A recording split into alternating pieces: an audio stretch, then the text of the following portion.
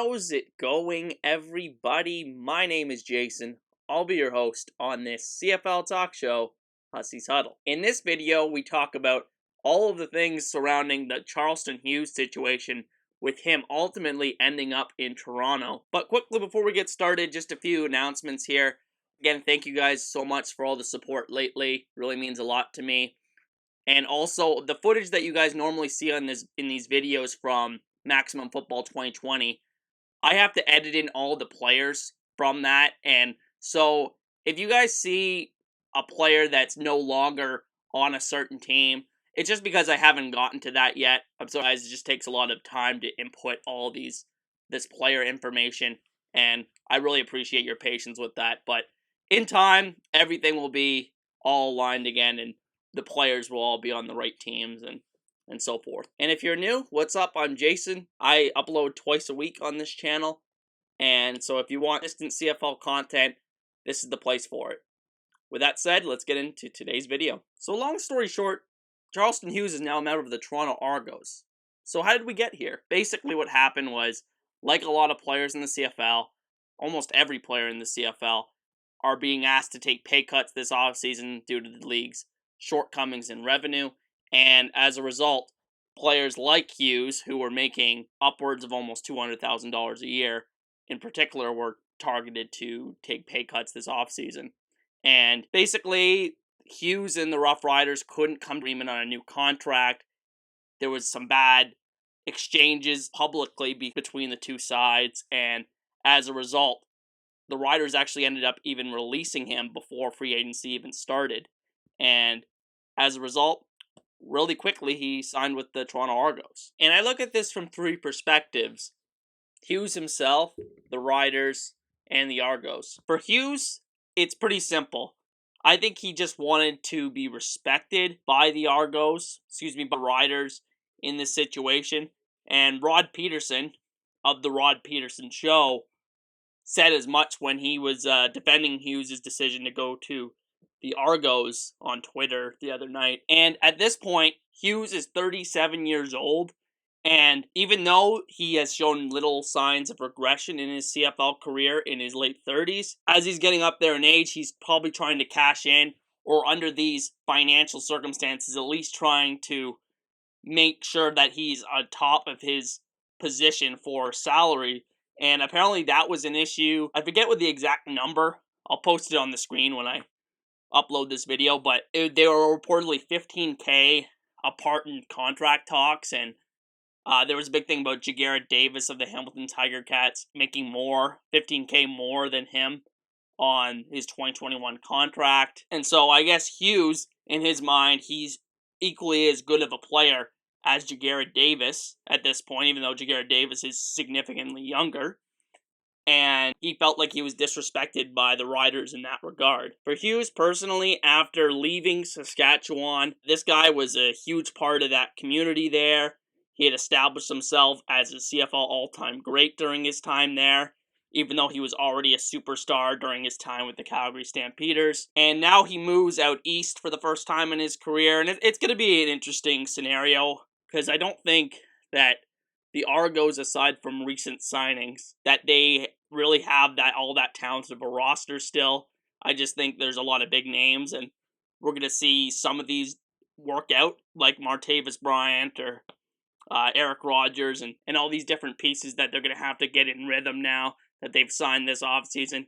It's going to be an interesting experiment there in Toronto, and the whole situation is a little bit of a wild card for me, but we'll talk more about that when we get to the Argos section of this video. I'll also add that Hughes will probably play a big leadership role on that defense in Toronto, because looking right now, they don't really have, outside of recently signed as well, Cordero Law, they really don't have any established veteran players on that defensive side to garner respect in that locker room, and I think Hughes is going to do a great job at doing that in Toronto. It's a great opportunity for him in that regard, going to the Argos. Now, for the Riders, they clearly prioritized their offense this offseason, and there's nothing wrong with that, because you look at around the league, and most other teams did that as well. As you see the list of current CFL free agents, most of the biggest free agents left are all on the defensive side, and that really tells you where the priorities were at for teams in terms of where they want to spend their dollars in 2021. And like I said, there's nothing wrong with that from the Riders' perspective. But there's no getting around the fact that the Riders, who, don't get me wrong, they're not screwed in this situation. They have a really good secondary that is returning all 5 pieces. And they also still have AC Leonard, who is an all-star pass rusher in his own right. But there's no getting around the fact that they just let an all-time CFL great, who was a legend with Saskatchewan fans, and just an overall core piece of that team, they just let him walk out the door and over $15K reportedly. And there's probably other considerations that went into this decision for them, but ultimately I think that they probably saw that Hughes was still getting up there in age, and even though he hadn't shown any decline on the field as of 2019, they probably said to themselves, eventually he's just not going to be able to compete at the CFL level physically. And so they probably just decided this was probably the best time to cut bait, and under these circumstances, I guess they kind of have an out in this scenario. But again, like I said, you really can't deny the fact that they just lost one of the best players in the entire league, let alone as one of the best pass rushers in the league, one of the best players in the entire league, regardless of any position. He's just been that dominant of a player over the course of his career, and he's done it at a consistent level, which you can't say about a lot of players in the CFL. And then finally for the Argos, I'm really excited to talk about this one. This really puts a cap on a really entertaining and hectic last couple weeks for the Argos, where they really reshaped this roster and the key components of it, at least on the American side. And, it started with that Cody Speller trade, like I said. Not a big name one, but it really solidifies a good Canadian offensive lineman up front. They sign Martavis Bryant, make a big splash there. They make the trades for Cordero Law and Eric Rogers and Robertson Daniel, which was that third player I didn't mention in the last video. There was a lot going on, and then finally they cap it off with Charleston Hughes. And the thing about this is I don't imagine that the Argos... I should premise this by saying that the Argos did circumvent the CFL salary cap in 2019, so I wouldn't put it past them. At this point, they probably are almost done in terms of their big name signings. I don't anticipate them going out and getting one of these bigger defensive free agents like Kenneth Mwamba or Cameron Judge, for example. I don't see them having the funds to do that still. Instead, they'll probably will fill it out with more complementary options. For me, there's 2 huge variables with this Toronto roster. On the offensive side of the ball, Nick Arbuckle is going to have to really prove himself as a CFL quarterback, because he's not going to have really many excuses, because this receiving core, they have a really good blend of a Canadian player in Jawan Brescison, 2 really established American receivers now in the league in Tavares Daniels and Eric Rogers, and then you got the wild card Martavis Bryant that brings that elite athleticism to the table. But on the Hughes side, on defense, really, it's going to come down to, because this, like I said, this defense does not have many established CFL stars, and it doesn't look like they're going to re-sign Chris Aki at linebacker, who they brought in 2020 free agency.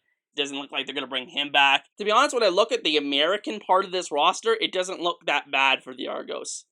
It really doesn't. But the main concerns I have is just the bulk of the roster in terms of national talent. I don't think, especially on the defensive side, they really don't have an impact player that's a national, which is kind of a big no-no. Most teams, unless you're Winnipeg, which abnormally starts 6.